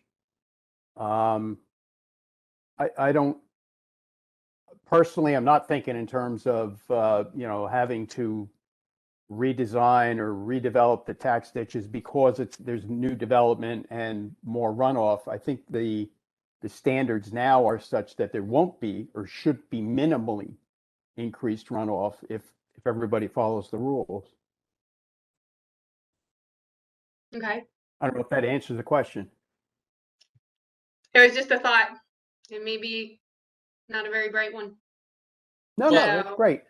Something also to consider is that we may not be redesigning tax ditches, but we sure are redesigning the land. The tax ditches were put in largely in an agricultural situation, and they were meant to take runoff from ag fields so that they would plant and produce. Doesn't work so much in a housing development. So if we're putting in if we have a tax ditch in front of us and someone's put in a housing development, I don't see the harm in saying, all right, we have a new situation here. It's not an ag field anymore. Why can't we have a bigger tax ditch or wider, flatter slopes, and upgrade in these areas that have become urbanized or suburbanized? Oh, I think it just depends on who's paying for it. Yeah. If I'm someone else. a longtime resident, I don't want to pay to improve the ditch because of a land development plan. Well, that would be part of the land developer's responsibility, I would Right, hope. yeah. And who owns the land too, Yeah. which I think Right. dovetails what Amy's getting at. Well, See, Anthony had a hand up. I have a really bad question to ask. I'm sure I'm going to catch heck for it, but I got to ask it. If an area is developed and is no longer agricultural, and the tax ditches are no longer feeding agricultural areas, why does it still exist or need to exist as a tax ditch? I'll interject. You have to also, there could still be agricultural land upstream that's flowing through that tax ditch. Downstream, you mean, sir? The agricultural land upstream right. that's Because still the served system, by that tax ditch. And you It's have, part of a living system is what, and I agree with you. The question goes back to how we, like in Townsend, the two tax ditches now, and I know we have farms around us, of course. But those two tax ditches are right in the middle of developments. They're not they're not even interconnected to environmentally sensitive or water management areas. there are tax ditches that are primarily only pipe systems for a condominium type of apartment building complex. So it's kind of about water management and being able to recoup any future maintenance and construction costs. The tax ditch law does promote that they are for primarily agricultural purposes, but it doesn't have to. Yeah, it doesn't have to be. Some of the more recent ones aren't necessarily all agricultural either. So I think a lot of it has to do with timing of when they were created. Also plays a factor. and ultimately they remain because they still provide some level of benefit. I mean, it may not be equivalent to what's expected today with the land use that's there now, but to eliminate them, you either have to get enough signature, like everyone in the watershed to agree, either at a meeting with a vote or at, with a court order change. There are channels that end up getting eliminated through development processes at times because eliminated or relocated. That happens quite often actually through land development plans. I just had to ask, I hope y'all don't mind. I know I'm naive, but Yeah. I had to ask the question as it relates to what all we're talking about. I firmly believe that, at least in my view from Townsend, a lot of these ditches are managing stormwater and need to exist. The question is, do I look at them from a stormwater management perspective, or do I look from an agrarian and support perspective as infrastructure? And that's what I'm trying to struggle with, because developers are asking me, hey, that's just a stream. What are you talking about? And it's like, no, it's a tax ditch, or it's a developed stormwater management. What's the rest of your plan to tie in or tie out to make sure you're not overwhelming that system? Well, and some tax ditches have portions that are streams. So there is that component too. There is an avenue to dissolve a tax ditch, although it's quite a process. So, I mean, that does exist. But does anyone know of one that's been done? I don't.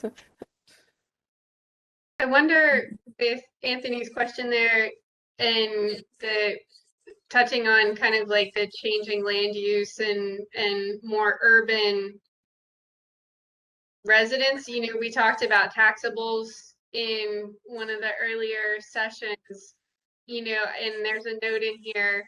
Well, there's a couple notes, and I don't know if closing the ag and development gap is getting to that, but, needing to address the organization structure and participation, that it's really hard necessarily to get all the people in a room, right, to make decisions to increase taxes that support maintenance or to make decisions regarding the management of a ditch. Is that something that people see as a concern? And if so, kind of can anybody elaborate on that piece a little bit?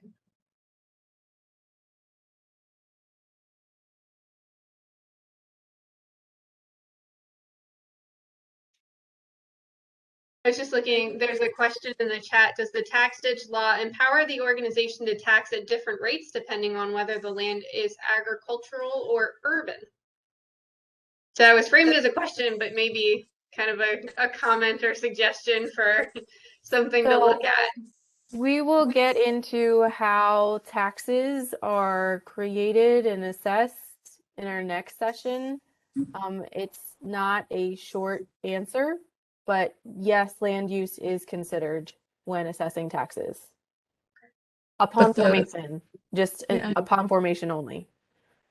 And the tax rate levied has to be equivalent. So the properties could have that considered in the initial assessment, but it's all one rate that's assessed to that organization. To add a little clarity.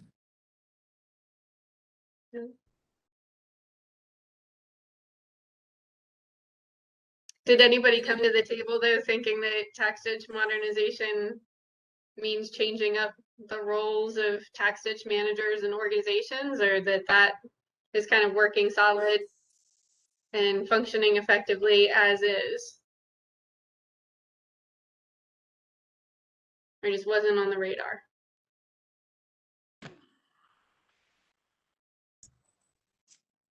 Probably should be part of the suite of recommendations for improvements in modernization.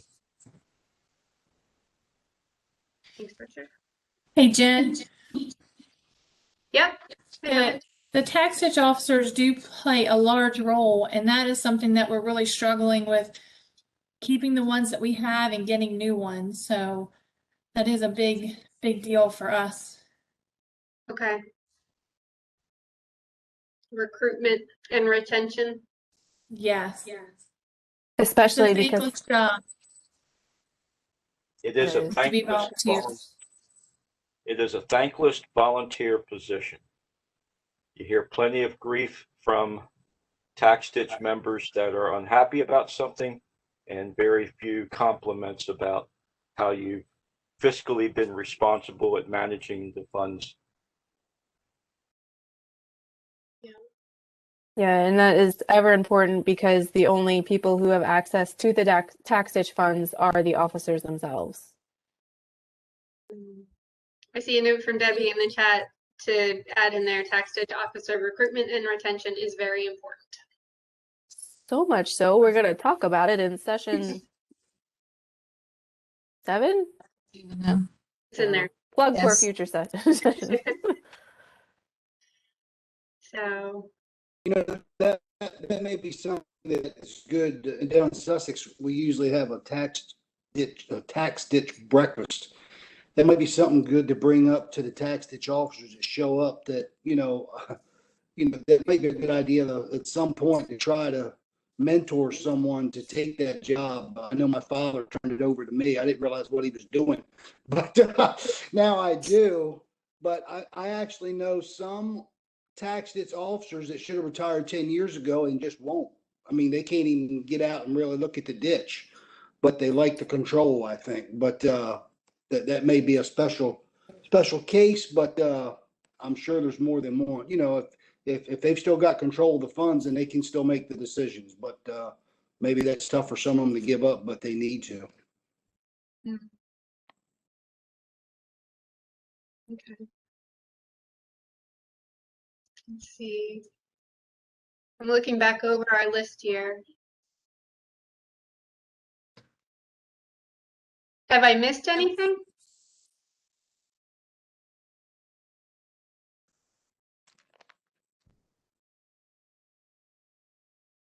I have a question for tax ditch officers that are in the room here.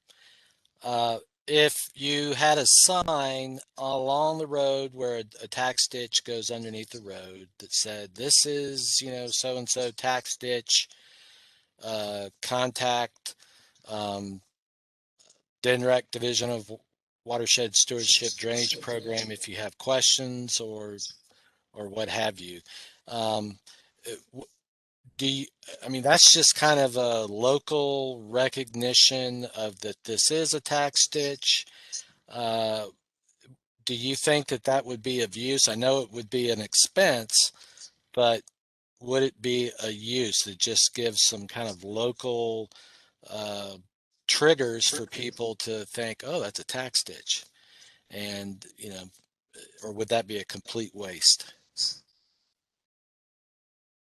John, this is Joel Wharton speaking. And what would be the purpose of the sign? Just to educate people about tax ditches, sort of? Yes, sir.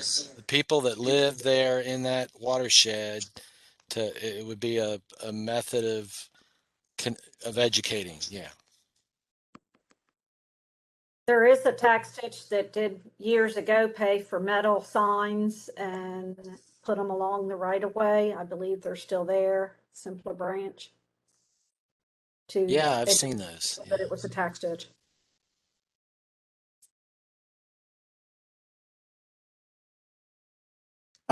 This is Anthony. I think there'd be value to that if there was a standardized sign, standardized logo, so that we start to develop an understanding for it. Especially, I know watershed signage to help control pollution into the watershed has been helpful in places like Pennsylvania and the like, and where there's feeders directly into aquifers or areas in New Jersey. They've been very helpful for those that are willing to participate. Those that don't care just don't care. But I think that would be great for community awareness, to be quite honest.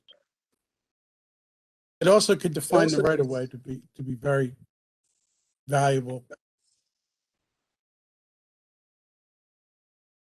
Thank you. Thank you.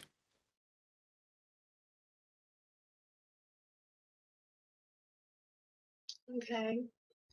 I think I've addressed all the responses to the poll, but are there any other comments? We're kind of a few minutes away from 4 o'clock. So we have a little bit of time if anybody has any additional comments to put out there. And we can also wrap up early if we've covered it all. This is Rick Mikowski. There was one item back under the funding portion. There's a difference, at least up in the tax ditches in Newcastle County, how some of them were formed, how the properties were assessed under the commissioner's report. I've got one tax ditch that has where everybody pays an equal amount, and as the developments have come in, each lot's been assessed. And so they collect a lot of money because they have 800 or 900 properties or parcels.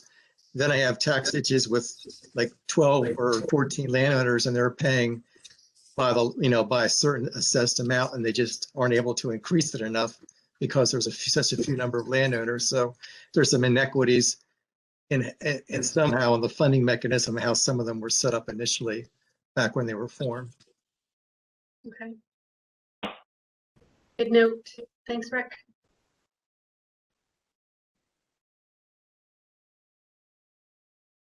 Okay. Everybody's pretty quiet. Sounds like we might be in a good place to wrap up for the day. I'm gonna give it a few more seconds. Wait, I have one more thing to say. And Michelle, All right, I see John? you there. Michelle, check me if I'm wrong. So we've talking about funding, we're talking about assessments, and I know we're going to talk about how things are set. But if you wanted to change the design or the assessment list, you're going to have to repetition Superior Court or to do a court order change to get over those hurdles. So is that right, Michelle? I mean, you really have such a great grasp on that. Thank you. For the most part, definitely for any kind of change to the design or right of way, of the tax ditch would require, like you say, a petition to the court to change it or a court order change. The assessment assigned based on land use and a modification to the tax ditch commissioner's assignment of those rates. I'm not 100% sure on that. I believe under the tax ditch amendment law section, it could possibly occur at an annual meeting with a vote of those taxables. It could be challenged if it's not fully executed correctly, I believe.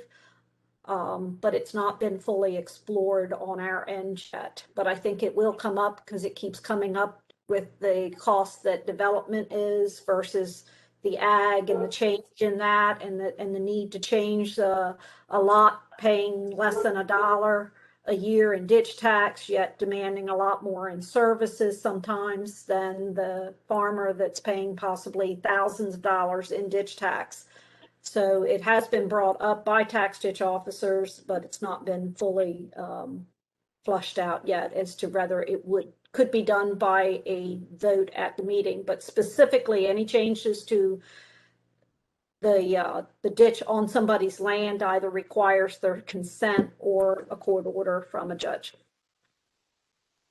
So you're right on the most part. I'm just not sure on the assessment part.